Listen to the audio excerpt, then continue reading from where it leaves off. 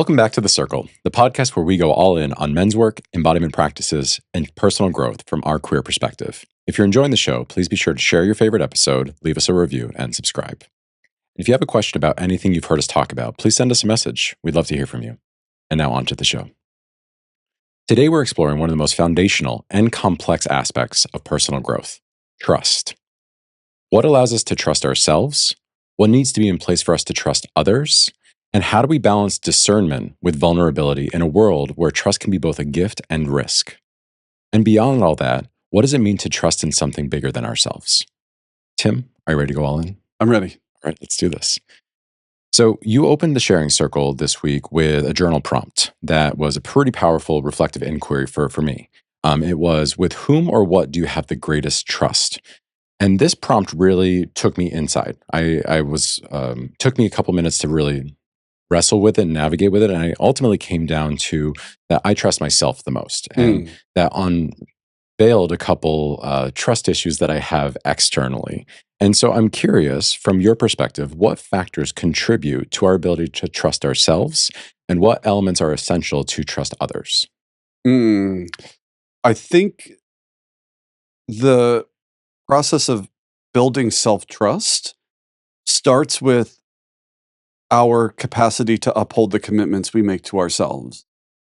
And so I think that we live in a world where it is frequent, or even sometimes celebrated, that a person will sacrifice aspects of themselves in service to something else, right?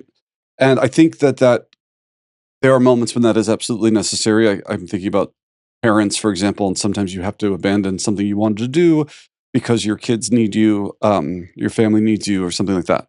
But so those are like exceptions. But then there's this other idea of, like the more I give of myself, the better person I am, how generous I am, or, whatever. And there isn't really built in this importance of like, well, how do we value taking care of ourselves in the same way that we would value taking care of someone else, right? And so that, I think, is one really important component of building trust. Is I tell myself what I need, or what my goals are, or what it is I'm wanting to create, and then I stick to the plan in the greatest amount of integrity that is possible. Yeah, it sounds like building consistency, right? So like the consistency of showing up for myself has helped me to trust myself more. So I've shared this on the podcast that I had a deep mistrust for my body growing up. And what I've learned over the last couple of years of becoming more physically active and prioritizing my physical health has been that, where it's like, oh, if I'm more consistent in my physical practices, I start to learn trust in my abilities. And so what I'm hearing is consistency. I think consistency is a really important factor for most things. If we want to get good at something, we have to practice it generally over and over. So you think, oh, I want to get in great shape. You can't just do one workout. If I want to learn a skill like the piano, you can't just get one lesson and then expect to be where you want to be. And the same is true for trust. And it's like, oh, if I want to start to develop trust in myself, if I want to understand the relationship I'm having with myself and begin to trust that relationship, then I have to come back to it over and over and over again. And I think that's a practice that we all would benefit from, and also a practice that we don't talk about much, I think, in our culture, which is why men's workspaces are good, because then we can talk about that. Oh, when did I fail to uphold this commitment? And then without judgment or like punishment, how do I bring myself back into integrity? And then that process, that conversation, is a trust building conversation. So it's not about perfection. It's about a willingness to continue, and the consistency is a part of that. Right, because perfection will keep me from taking action or trying something. And then how am I going to create consistency if I'm unwilling or afraid to try? And so with consistency, I also start to think of like safety, right? Like when I am consistent in something, I can rest a little bit more into it. Mhm. If somebody in my life is consistent, I can rest with them a little bit more. I start to feel a little bit more grounded. I start to feel a little safer, a little bit more stable. When there's inconsistency, there's uncertainty. Well, because consistency feels like observable evidence. Oh, this person consistently shows up in this way. It's easier then for me to trust uh, them to be able to continue to show up in that way. And it's actually not always good or bad. So we've had this where, um, I had a family member who had a drinking problem, and so they were very consistent in some of the ways that they would show up. But then that was like, I'm like, I see your consistency. I know how you're going to show up. I get to now um, set my own expectations and boundaries around if that works for me. So it can be good or bad, but the consistency is an indication. And in that case, maybe there's an opportunity to develop self-trust. Oh, I recognize that that person or thing isn't right for me because they've demonstrated through their consistency something that I can now trust myself to say, I don't want a part of that. And so it's almost like an inverse, Yeah. right? Like I don't trust them, but I trust myself. I trust my boundaries that I'm going to put in place based off of that consistent behavior I'm seeing. Yeah. Yeah. Yeah. I think the development of self trust is the tool that helps you understand what you're going to allow yourself to do or the situations you're going to put yourself in. When one way of building self trust is this felt sense practice, this embodiment practice where, um, you know, we do this in the sharing circle. There's lots of different ways to do it and lots of different practices, but where you scan through the physical body and you start looking for sensation. And then, in some of the practices, then you'll ask, is there an emotion connected to that? But the more we are capable of listening to our body and communicating with our body in the language in which it communicates, which is the language of sensation, um, the more we can get those messages, and then the more we can practice um, trusting those messages. So when we think about the example we just gave, and potentially being around a person who is consistently showing up in a way that we don't love, one thing we could do is check in. Well, how do I feel uh, after an interaction with that person? How do I feel after spending time with them or giving them some of my energy or whatever? And then trusting, oh, I consistently feel at like a sense of unease or drained or whatever the thing is. And that then is information for us too. If I always feel drained with you, then what is it I need to look at? And what is it I might need to change?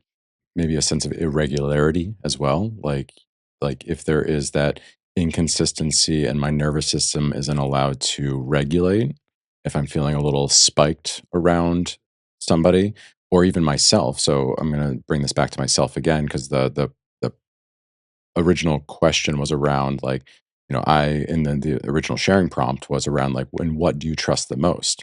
And my development has been like trusting myself. And Mm. for the longest time, why I didn't trust myself is because I did not feel safe in my own body. Mm. Like I myself could not regulate my own nervous system. I myself could not exist inside of this body feeling 100% safe. Yeah. And that's been a lot of the work that I've been doing over the last several years between AA, therapy, men's work, embodiment practices, just on the spiritual path is like how can I learn to trust myself? How can I feel a little bit more safe in my body? And a lot of it has been honestly like a surrender of like, oh, there are many parts of my body that I can't control. Mm. Hmm. I can't control most of the bodily functions that are going on in my body. I can partially control my breath, right? That's one thing that I can do, but most other things are involuntarily. Yeah. And that's been a big part of like my trust building is that I'm like, oh, okay. Like I trust that my body can do this. I don't have to control it. I can have faith in it. And I can start to like rest and like, okay, I feel a little safer in my body now. And that has helped me now to like start to bring that trust externally. Right? Mm. And to start recognizing where in life do I feel safe? Where do I feel safe enough? Where am I regulated enough to put more trust into something? Well, so you brought up the first prompt from Sharing Circle, but it had sort of a secondary question. Do you remember what that is? I'm going to pull it up right Oh, now. you're going to pull it up. Yes. Okay. So, in what or whom do you have the greatest trust? And then what is it about that person or situation that allows you to trust it? Right. So, in that question, asking people to start to identify rather than individual details like this person or this situation, and what we came up with in the circle, what I heard a lot of was, oh, when I recognize consistency, when I recognize reliability, when I recognize a steadiness or a groundedness. A commitment to values, upholding values. Yeah, exactly. That those were the moments when people often reported feeling able to trust. And I suspect, as you rightly said, that that's connected then to safety. It's like, I feel safe enough to trust you based on these things. And so then we can use that as a tool, as a signpost. Oh, I'm looking now for people who can be consistent, and I can start that with me.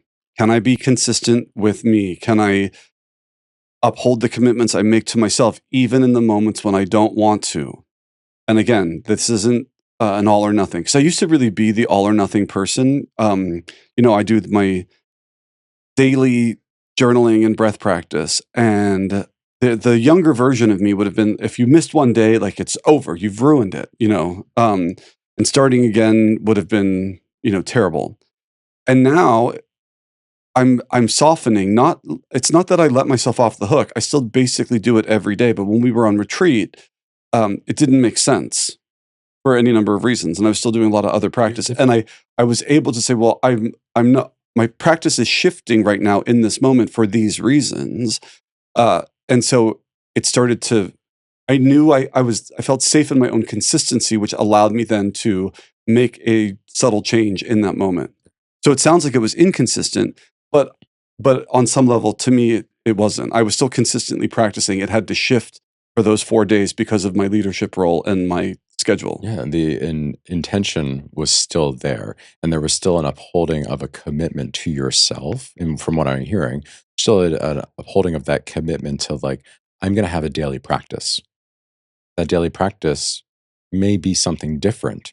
Or even in the case of, like, this morning, I woke up, I slept in a little bit this morning, and I didn't do my typical hour of practices. Oh I my know, goodness! Yeah. radical shift. Which, I mean, my journey has been, like, pretty like incredible radical this year, where, like, I went through a moment of time where I was like, I can't have any specific consistency in my routine because it's stifling me, it's driving me nuts. And so, like, my practices were actually a little, like, I was always committed to doing something, Mhm. but what they were was not consistent. And so I needed that variety in my life. Variety actually created more stability for me than consistency in a very specific thing. Well, it sounds like the masculine, feminine, the yin yang, where you had the structure of, I'm going to do a practice, but then you had the flow for, well, that practice can be whatever it wants to be today, as long as it's a practice. And so to me, that's a combination of these two things sort of flowing together. Yeah, and that's what I was hearing with you with retreat was, like, I'm still committed and I'm still upholding this and I'm still moving forward. Anyway, so going back to this morning for me Mhm. was that I sat up and I was like, "Ugh," like, I feel really bad that I'm not going to do it because I am in more of an era of, like, masculine structure where I'm like, I want, like, the consistency, the repetition of, like the same. And I woke up this morning and I was like, "Mm, I'm not going to do it." And there was a big part of me that started to fall into old programming, which was like self flagellation, Flagellation, I think. flagellation, I think. right? Like, I'm like whipping myself. I'm like, I'm useless. I'm pathetic. Like, blah blah blah blah blah. And I was like, no no no. Like, you can pull yourself back, and this is what you said earlier. I can pull myself back into integrity.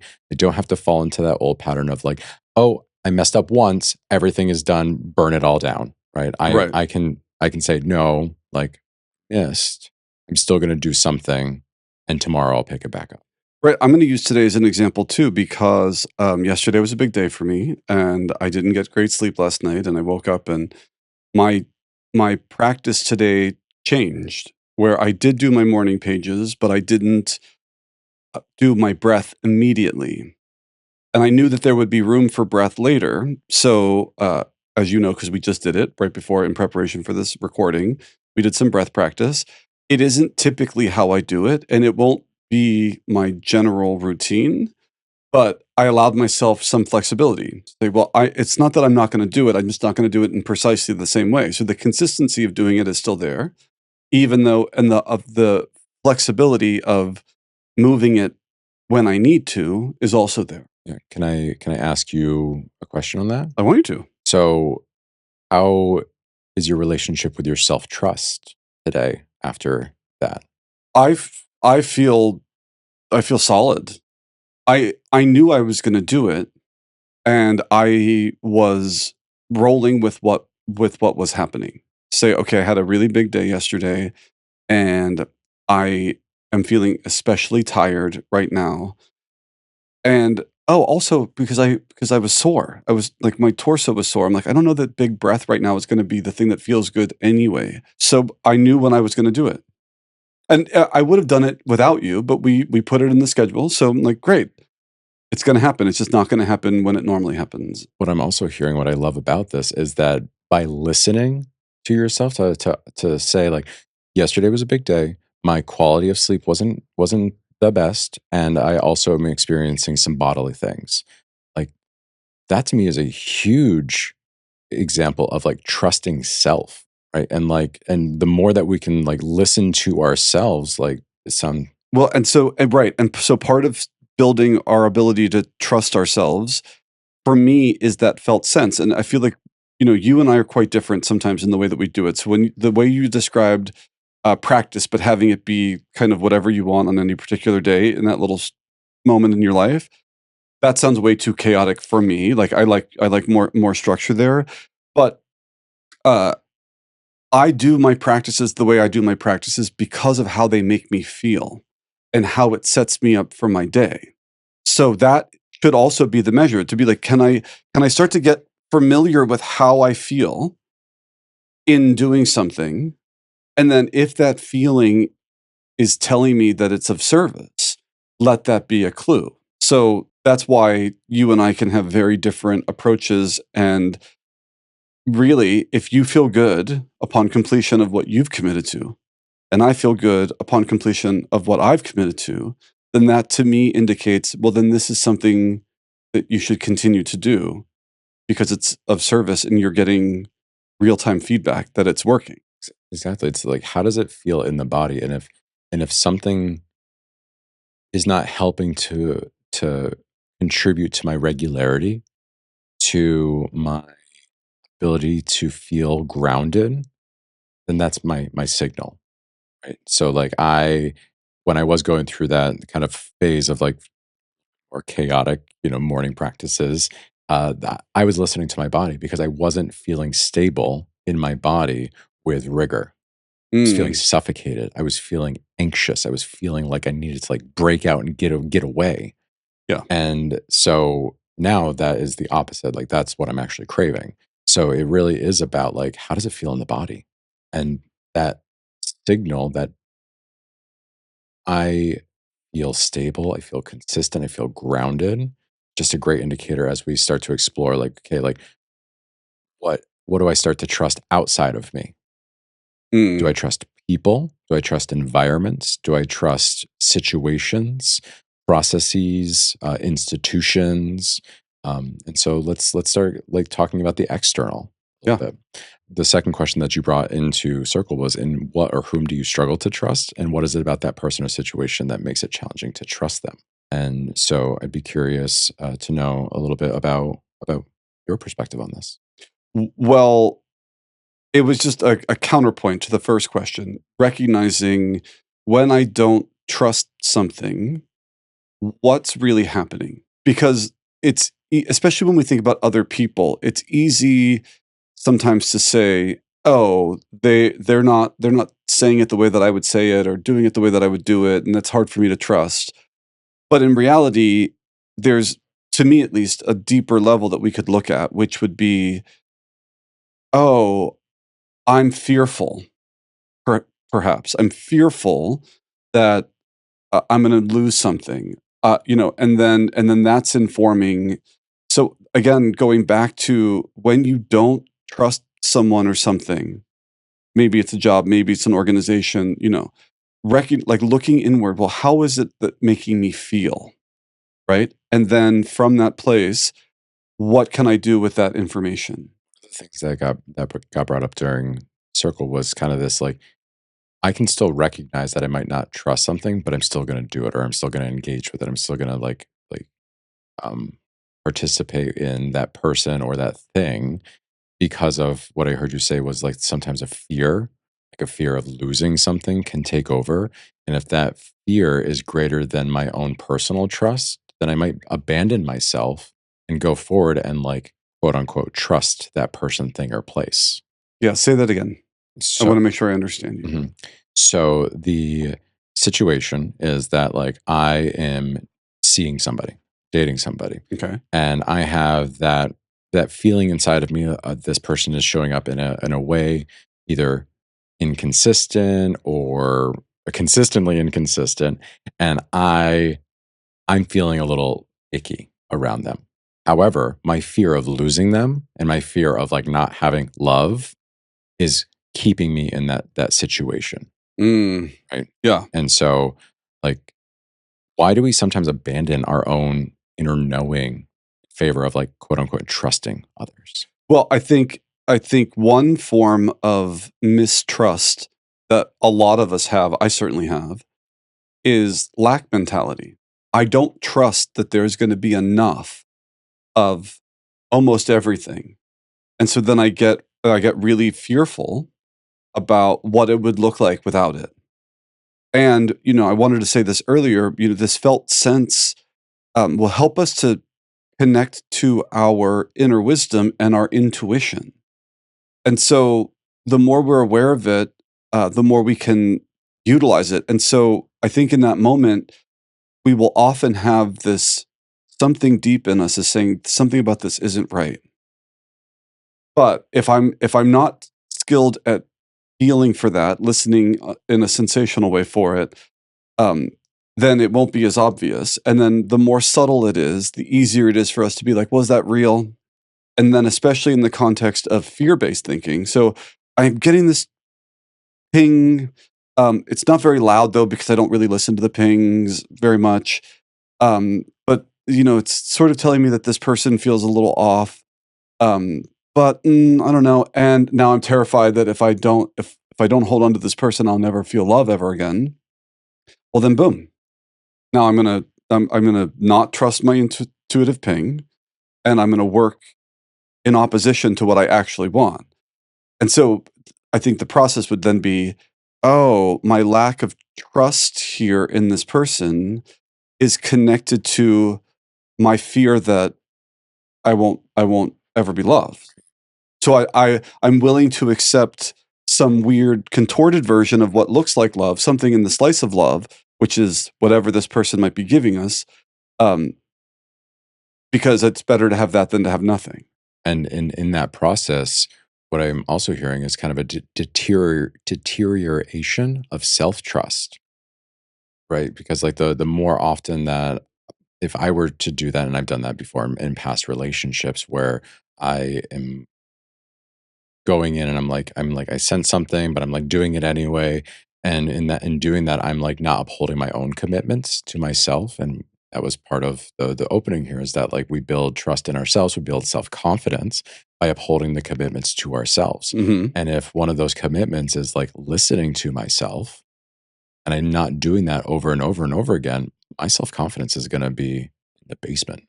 Yeah. It's gonna be really hard to work through that, and so, like, that's where, like, the baby steps of, like, okay, like, what commitments can I uphold for myself to, like, build up a little bit of that confidence, to build up a little bit of that trust so that I can then listen, "Oh, I don't trust this person, place, or thing," so now I can start to make more, like, self-beneficial decisions.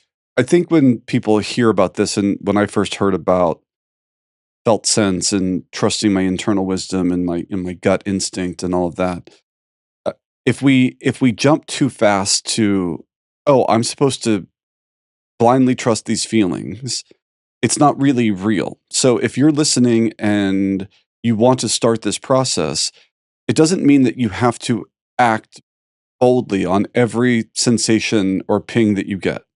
Step one would simply become aware of when the pings exist and how they feel for you. So I'm not saying you feel one ping and you decide to break up or get a divorce or leave your job. You know, I'm saying if you're just starting, notice the ping. and start to notice the pattern of the ping. You know, when we talked about purpose, we talked about joy as being the breadcrumbs on in the direction of purpose, right? The feeling of joy, the experience of joy being an indication that I'm moving in the right direction. Well, the same is true here. Start to notice the sensations in your physical body. Let that be the first step. And then if you are continually feeling uneasy, it's hard to trust this person. They're feeling mysterious. They're feeling inconsistent, whatever the thing is, then you can start by acting on a pattern. And then I suspect when you get really good at it, then you can start acting on one initial ping because you will have been practiced in recognizing it. But initially, notice everything you can and then act in the beginning on patterns that you've identified. With this one person, I feel we've hung out 7 times, and 6 of the 7 times I have felt uneasy in this way. Okay, well that's a pattern, and it's actually a fact. If I have felt uneasy 6 out of 7 times, that was your experience. And then you're like, well, what do you want to do about that? Do you want to continue to be in situations where you feel uneasy? And that's my advice for step 1. Notice as much as you can in your physical body and then start to look for patterns. I love that because it really is aligned with a current situation that's going on in my life right now, which is like this big shift that I'm making in my career and like what it is that I actually want to be doing with this one precious life that I have. And so, for all the listeners, I was laid off from my corporate job in December, and we're filming this in April. And so, I've been working through a lot of things over the last couple of months. I've been interviewing for jobs remotely all over the country, uh, in person, hybrid, all these things. And I've gone through the exploration of like, what is it that I want to do? And I actually got to the finish line with a company in Boston that wanted me in the office 3 days a week. And as I was going through the interview process, it was really long and drawn out. I think I went through I think it was 9 calls altogether. And I was like, this is starting to feel like a chore. And my level of interest and engagement in the company was like, it was still there, but there was something that was started to creep in. And so I could have like reacted on my first feeling, but I didn't. I like sat with it and I was like, is this a pattern? Am I consistently feeling something that is my body saying like maybe this isn't the right decision? And I had to sit with it of like, am I making an impulsive decision to either go with this company or not go with this company? And so I sat with it and sat with it. And there were several moments that I was like, I was feeling very strongly one way or the other. And then I'm there were a couple universal signs, we'll call them, that Mm, started to pop in. And then we'll take this into our next topic of like trusting external, something bigger, greater. And that was, I was thinking about the prospect of going back into the city versus another possibility, which was going into yoga teacher training. And I was talking to my therapist about it, and he said, he was like, I wish I could show you a mirror right now because the bodily difference in you is significant. When you're talking about going back to the city, you're collapsing and you're like, you're so like small. And then when you think about like, oh, other things that you could be doing, leading guided meditations, teaching yoga classes, like all these other things, like you're lighting up and you're getting positive and you're getting big. And then as I was leaving therapy, I went past the library, and in Provincetown, we have these things called little free libraries where people like donate books. And I walked by and it was the Yoga Sutras of Patanjali. And I mm, was like, okay, universe, like now what are you saying? I ended up not taking the job in Boston, and I did enroll in yoga teacher training. And it's not because I saw that book. It's because I saw that book in relation to a bunch of other signs that were pointing me towards joy, pointing me towards something that was I felt a little bit more trust in. mm. Um, Thank you for sharing that story. I think it's important. You mentioned so we're looking at the pattern of felt sense in the body, and then recognizing. So we've been talking about as a step 1. I do think that there are moments and people capable of having one intuitive ping and making the right decision based on that ping. But the other thing I want to talk about with regards to it is those people probably have a very practiced conversation with their own body and felt sense. And so They know their hell yeses and hell no's pretty clearly. right. So there's something about like the intensity of the feeling too, right? So if a person who has a regular practice like this has a very strong moment of revolt, disgust, or something, and they're good at they have practiced that, then they can trust it right away. For those of us who are starting this process, it probably won't come so loudly, so quickly, so obviously. Mine was not loud, quick, or I mean, this was a long process to like get to this point. Right. Well, and I think that's so in your story, you talked about having these sort of ebbing and flowing moments through the process. And that it's good that you stuck with it and started looking for the pattern and not for the impulse, because that's how you're going to refine your capacity to feel bigger and fuller, so that one day maybe it is one ping and you know. But so for anyone listening, that's the version we've all see in like TV shows and movies, like, oh, I'm a psychic and I just get this flash and then I immediately know. And I think that's possible in the same way that other incredible things are possible, but I think the people who can do that have practiced. So practice is all I'm saying. Yeah, practice listening to your physical body.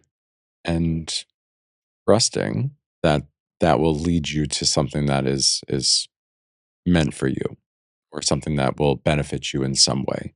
And so, yeah, I want to transition or like use this as an opportunity to move into trusting of, let's call it a higher power or just something greater than ourselves. Mhm. Because in my example, my story, like I could look at the yoga book in the little free library as like a sign from the universe. Yeah.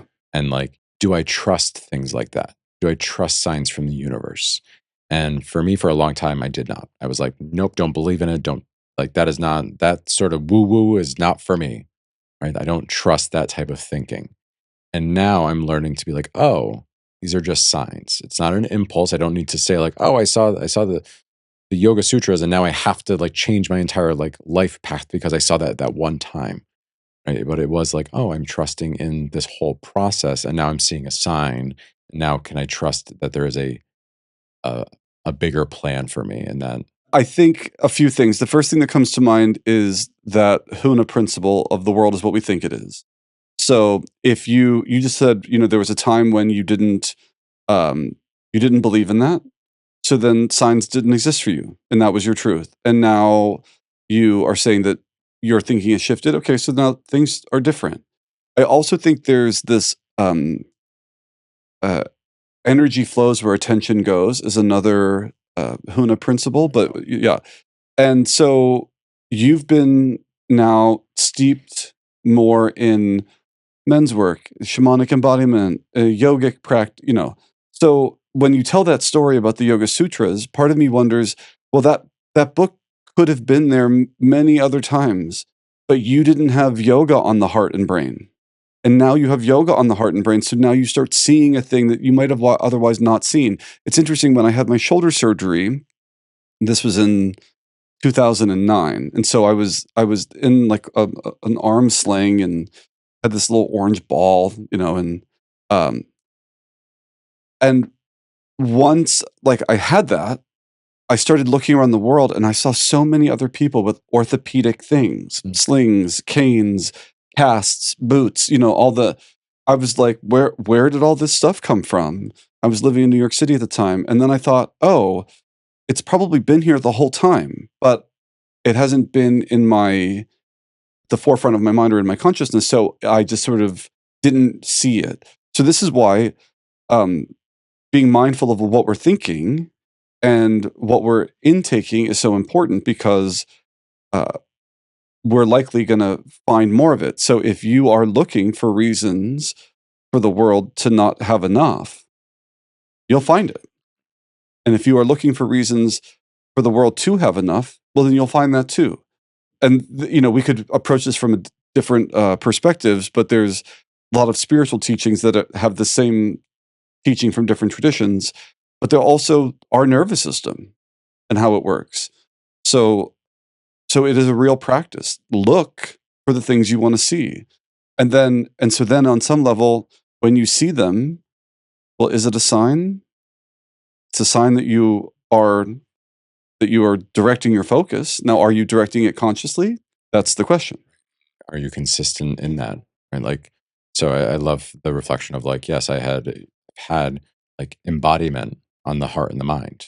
Yeah. And so the universe may have had all these little sprinklings around me, but I wasn't looking for them or I wasn't open to them, receptive to them. And now it's like, oh, that the possibility that that could be something that I could be on the lookout for is now more apparent. I don't know if I've told this story on the podcast before, but many of you already know that I was an acupuncturist, and I worked as an acupuncturist in New York City for many years, and so studied acupuncture and Chinese medicine. And when I first started studying Chinese medicine, it felt fake to me, and I got into acupuncture from a very orthopedic perspective because I was getting it while I was dancing professionally, and so I was interested in biomechanics and muscle tissues and connections and that kind of thing. So you start learning about Chinese medicine, and you're like, oh well, like there's dampness and there's phlegm and then there's heat and there's all. And I'm like, this is all like, what are you talking about, right? I didn't have a thing for it, and then through the practice, it started to reveal itself to me. And I was like, oh, these patterns and presentations that the Chinese had been observing for thousands of years. And so then I started looking for it. I'm like, oh, I'm looking for these imbalances. And then you start to see them. And it's kind of amazing. You have to be willing to look. So if you make a choice to say, I don't believe something, that's fine. But then be mindful of making that choice because it can sort of shut you off to the possibility that there are other things. I love that example because like it highlights an evolution of trust. Oh, I don't trust this practice or this process because like it doesn't make sense to me. There's not enough backing behind it, or I don't understand the evidence behind it. And then it's like, oh, but bit by bit, I'm starting to like see more and more of like how this could be a useful thing, how this is a beneficial thing. And then I'm starting to see the beauty of it and I trust it more and more and more. Yeah. And I think that for me has been work that I've been doing around something bigger than myself. Is like that for growing up, I was like, nope, not for me. Right. Like I don't trust it. I don't believe in it. I don't like none of that.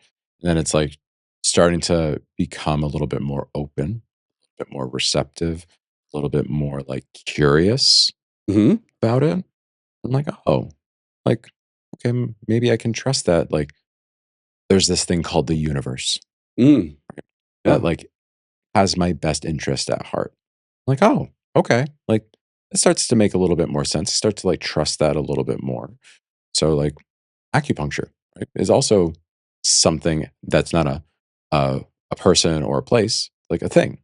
So Yeah. it's like, Yeah. can I like go into it with a little skepticism, but then like learn to trust it a little bit. Be willing to have an experience of it. And this is why, we come back to the power of embodiment.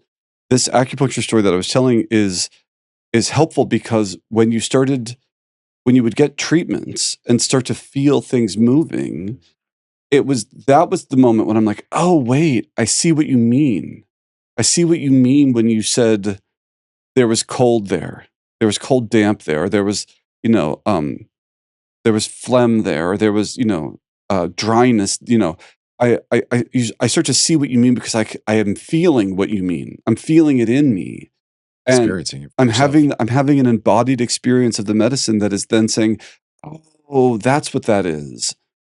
Then what, right? And so it really opened it up, and it was the body that helped me to do it. Because otherwise, this all just sounds sort of like poetic, kind of like, And especially in Western culture, like if you don't show me the hard facts, like I don't believe it.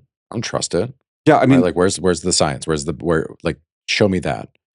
Sometimes that doesn't exist. You have to feel it in the body to experience it yourself to be like, oh, okay, like I can trust this because I now know what they're talking about. Yeah, for example, like they say something like an invasion of wind. Imagine being like a super Western orthopedic, and I'm like, what? I'm like, Yeah. I want to treat tendonitis or trigger points or you know that sort of thing. I'm like, what are you talking about wind? Until you experience wind in your body, and then you're like, oh, that's what they mean by wind, and that's what the Chinese had been observing for thousands of years over millions of people. Because the one thing I will say, like my infomercial about acupuncture is that it doesn't really fit itself well into the current Western medical research. It's hard to isolate a mechanism when with a needle because it can be so many things simultaneously, right? But people don't typically do things for thousands of years that don't work. The idea that, oh, well, this medicine and acupuncture has been practiced for thousands of years. Well, how many things do you do that you don't get a benefit from? I would argue most of us try to avoid those things at all costs. But when we recognize something doesn't give us any value, we often stop doing that, right? And so, yeah, I'm like, there's been an entire like gigantic country of people who've been doing this for a long time. There's got to be something to it. And then when you have the experience of it in your own body, you're like, well, now I'm sold. I get it because I've experienced it. And I think the same thing from my own experience with like anything spirituality like based. I'm like I for the longest time was like, nope, don't want anything to do with it. And now it's like, oh well, if many people have a spiritual practice and can start to like believe in something greater than themselves, like, oh, I can too. Well, believing in something greater than ourselves. So believing in magic. So when I was in my yoga teacher training, my one of my teachers, Sharon Gannon, she basically introduced me to the idea that every word we said, we were casting spells, right? And initially, when you hear that, you're like, "What?" But then you see all this research in that water study that we talked about, and you're like, "Oh, the words that I say and that I think actually do have an impact." And especially the words that I can continue to say over and over and over. So if I'm constantly berating myself for being, and we have all this negative self-talk. I don't even want to say it now because we're talking about Mm. but like it's not hard for people to think of examples where they think about an aspect of themselves that they don't like and they kind of repeat that and beat themselves up. And I believe now there is an impact, a physiological impact that happens. And so if you change your words, you can't just, and this like back to the consistency, you can't just change them once. Although even once is better than nothing, I assume. But you'd have to practice it to make it happen. But we know now it's like, oh, so magic does exist. Is it a powder in like a velvety bag? Well, maybe not. But is it conscious language? Maybe. If you do it enough times over and over again, go back to consistency. Hmm. Consistently, if I'm doing something, and even if it is that powder in that velvet bag, if I'm consistently doing that and I'm seeing a positive change or shift in my life, or I'm feeling even better yet, if I'm feeling like a positive shift, like, yeah, I trust that. I trust that thing. Well, so Sharon Gannon said, through repetition, the magic arises. And it's that. So practice these things. And now in yoga, we're practicing conscious breath, conscious movement, uplifted intentions, ethical considerations and, whatnot. Um, and the more you practice something, the more you will see it.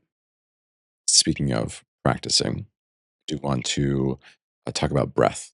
Oh, I love breath. Yes. Because I've not always enjoyed breath or breathwork practices. Mm, Breath was one of those things that I had a mistrust of. okay. Um, felt a lot of like lack of safety uh, with my own breath. Like I remember as a kid, like when I first learned that like I could control my breath, like I don't think for 2 decades I didn't take a an unconscious breath. I was always trying to control my breath. Like I Okay. was like obsessive about like breathing in, breathing out, breathing in, breathing out. And so like when I went into like my first breathwork practice, I was like my nervous system was like, nope, not for me. Like absolutely not. Like can't do this. And it wasn't until like I was like I started to feel like be able to rest in it, to feel a little safe in it that I was like, oh, okay, like I can like do ujjayi breath in yoga. and very loudly, Mhm. very Mhm. proudly. But that wasn't always the case. Like linking breath to movement was a very foreign concept for me and actually did not make me feel safe. Mm. Right. Because I was like, it would just send me to a tizzy.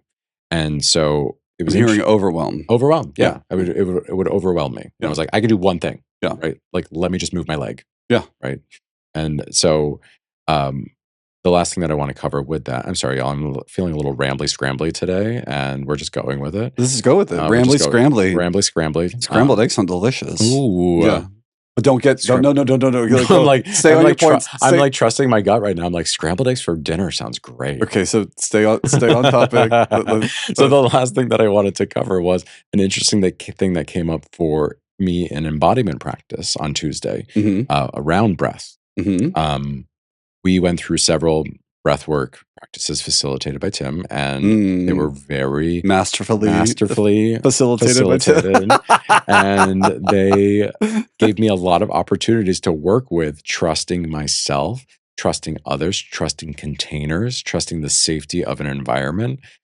So in some of the breathwork practices, I was like, oh, I can do this on my rhythm, on my time. I'm feeling really good. I'm feeling really powerful. I'm feeling really like in control.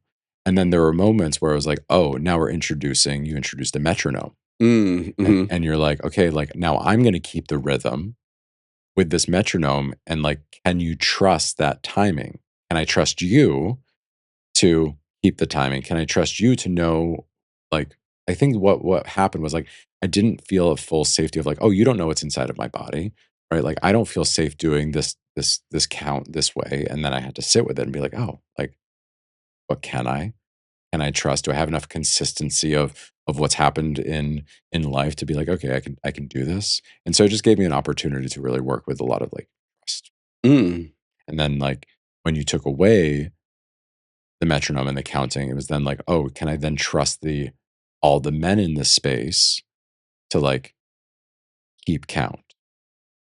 And then also like maybe that's not the count that I want. And so it's like, can I? Yeah. Anyway, so Well, a lot came up yeah, for yeah. me. So for context, anyone listening, we were doing something called a Visamavriti pranayama. It's where it was a box breath, essentially, inhaling, holding at the top, exhaling, and holding at the bottom. But instead of it being equal, 4 counts in, 4 count hold, 4 counts out, 4 count hold, it was unequal, and it was a ratio. So we did a 2 count inhale, held the breath at the top for 8 counts. We did a 4 count exhale, and then we held the breath out at the bottom for 6 counts. And my experience of that practice, this is a ratio that I had been given from my teachers at Jivamukti, is that it pushes me to my edge, especially if you do it for long enough. And you get to start to feel what comes up. And so it's a way, especially when we're in a practice space, a great way of understanding, well, what does it start to feel like when I'm approaching my edge?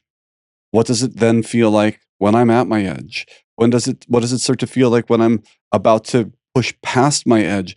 And just getting comfortable with those feelings, because that ratio sometimes makes me feel a little panicky. When you start to feel like you're out of breath, you're like, and then Well, the thing is that like if I'm doing it to my ratio and to my count, I love that ratio. And I could do it for an hour and like have no problem because it's my ratio. My 4 is going to be different than your 4 is going to be different than another brother's 4, sure. right? And for me, like I'm a slower, deeper inhaler, exhaler. And that's comfortable for me. So my 4 might be 1, 2, 3, 4. Somebody else's is 1, 2, 3, 4. Yeah. Right. Yeah. And that's what I'm talking about. That's where I'm like, oh, can I like I can trust my count because I know that it feels good for me. Yeah. And it feels right for me. Now I have to trust somebody else's count, and I don't like the way that feels in my body. Yeah. And you get to learn. And the good news is you got to have you can have both I got experiences. to have both. You had one in the circle. Now you can go home and do that same practice on your own count, right? But you also then learned, well, what does it feel like when I'm being asked to meet a different tempo? So different kind of edge. And like what does that feel like? And how can I be conscious around that without collapsing? Because that same thing for sure pops up in your life. Definitely. Um, and it's not always going to be a physical like practice where it pops up. It could pop up when you're having a tough conversation with a friend or making a tough decision with regards to your career, and you're like, oh, I know what it feels like to get uncomfortable, and can I be uncomfortable without collapsing? I think this is when people can, without this awareness, people can then make unskillful choices or engage in unhelpful behaviors, and then that will erode their trust in themselves. When I get really angry and when I'm without awareness of how that feels and what to do, I then start making bad choices I later regret. And now I can't trust myself because I'm the person who gets irrationally angry. It's like, so these practices are designed to help you understand this is what it feels like when you're 10 feet away from your edge. Now, this is what it feels like when you're 5 feet away from your edge. This is what it feels like when you're right at your edge. And in these practices, sometimes you get pushed past your edge. Well, this is what that feels like too. Now, with that awareness, I can be more skillful when I inevitably am brought to my edge because person X on the sidewalk did a thing. And it also helps me at least to understand like what might be the root there of like what is bringing me to my edge. And in the breathwork example, it's like, oh, there's a little bit of mistrust of authority And control. and control. Yeah. Right. And so like that becomes my practice is like, oh, like I've hit an edge. What's underneath that? Oh, somebody else is telling me the breath count. Right. Like, so now I'm prickly. Right. I want to go back now to acupuncture because this happened a lot where when I would have first time patients, I would explain like the process.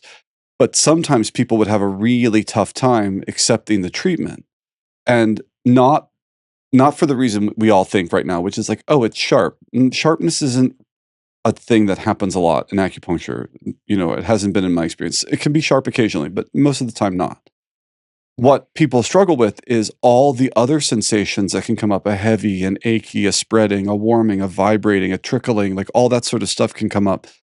And people who struggle with relinquishing control don't like that a sensation is coming up that I can't control.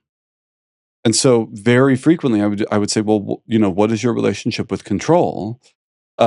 Because it would legitimately be freaking them out. And it was an opportunity for them to start to work with, can I engage with a medicine that part of that is going to be sensational? And can I get comfortable with feeling a sensation that I can't control? I just had a big aha moment with that. Mm, It's like going back to like as a kid, like controlling my breath. It was something I could control, something yeah, I could feel safe with. yeah. And now, like the old patterning that comes up when I'm in a facilitated breath work is like, oh, you're taking away my security blanket. Because Yeah. for the longest time, me controlling my breath was what kept me safe, what So kept the me calm. so this is a great thing because the work here has less to do with the breath practice and everything to do with your awareness of control. And why? Because there is going to be a moment in your life where you are not going to be in control. Whether you're not going to be in full control, or there's going to be a moment where you don't have the amount of control that you want, which is maybe some or none at all. And so, why are these practices in this exploration valuable? Well, because what are your choices then? Well, you could never practice, you could never prepare yourself for that moment, and then you could be thrust into it and act unskillfully, or you could consciously put yourself in these moments where you start to understand how it is, so that when you inevitably find yourself there, it isn't uncharted territory. You've been there before. You have some sense. Trust. You can trust yourself enough to know these are my edges. These are the resources I need to start to pull in. These are the questions I need to start asking. These are like now I know I need to take some space. Now I know I need to call this person. You have some things. If you don't ever look or practice this, it's a roll of the dice. I hope it goes well. No, truly, and it often doesn't go well. So I think when people are like, "Oh, so why do we do a breathwork practice where you start to feel a little panicky?"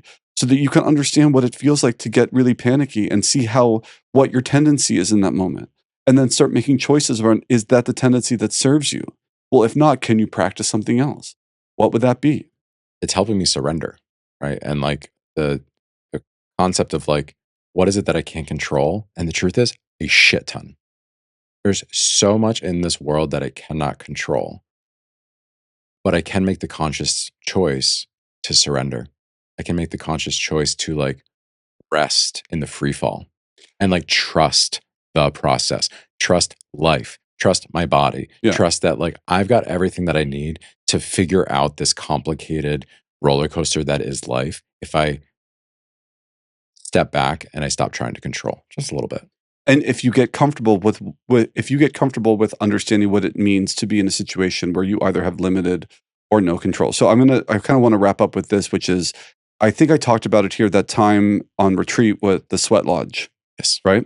And so recently on a different retreat, Amir was talking about potentially doing that again.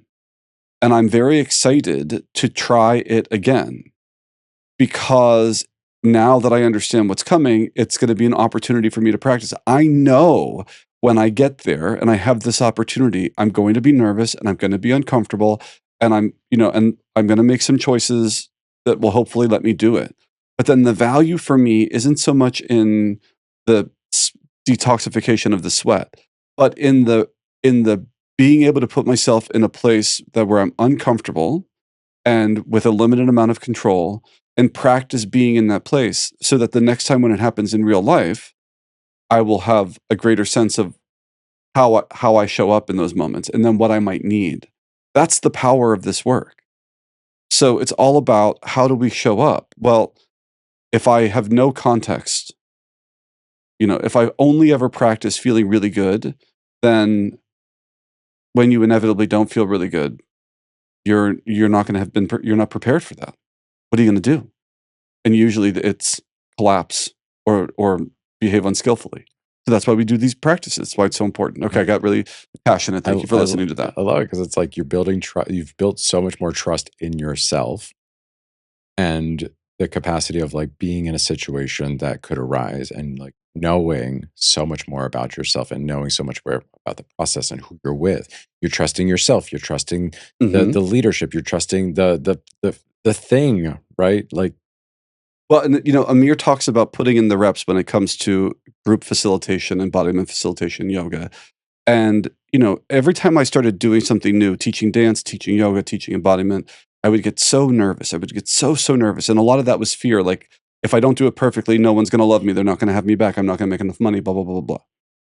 And now through practice and through experiencing those nerves, I have come to trust myself in a way that is so much more easeful, and therefore I think of much greater service.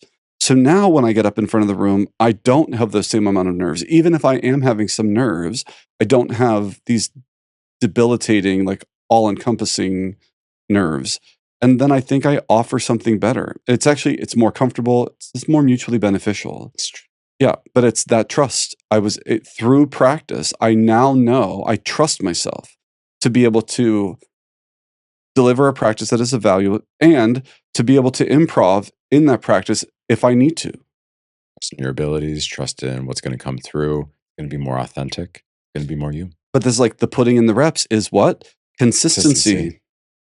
So when there is consistency, there is greater trust. Yeah. Trust the process, y'all. Just continuously show up for yourselves.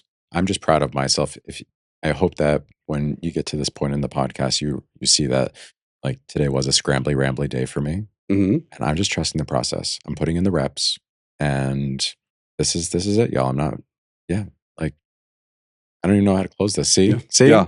Scrambly, rambly. But it's okay. It's okay. Do you feel complete? And so I wanted to ask, as a closing of this practice, maybe we could do a couple rounds of the 1, 4, 2, 3 breath. If you're listening or watching at home, we'll do 2 rounds of it. 1, 4, 2, 3 is the ratio. But in the practice we doubled it, so it's Well, just count us. The 1 inhale is pretty fast. Yeah. So we're going to inhale for 2, hold at the top for 8, exhale for 4, hold at the bottom for 6. So let's take a deep inhale.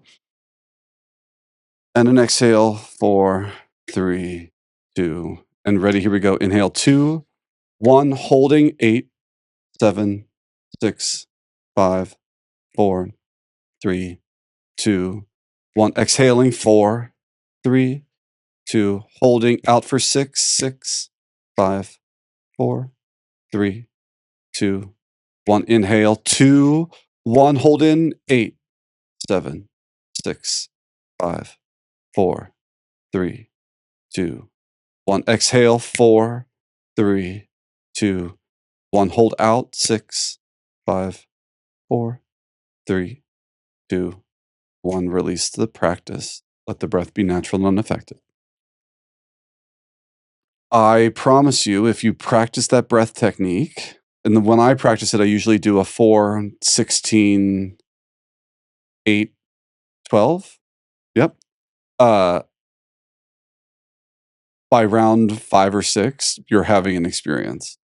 And then be grateful and, for that experience and what it has to teach you.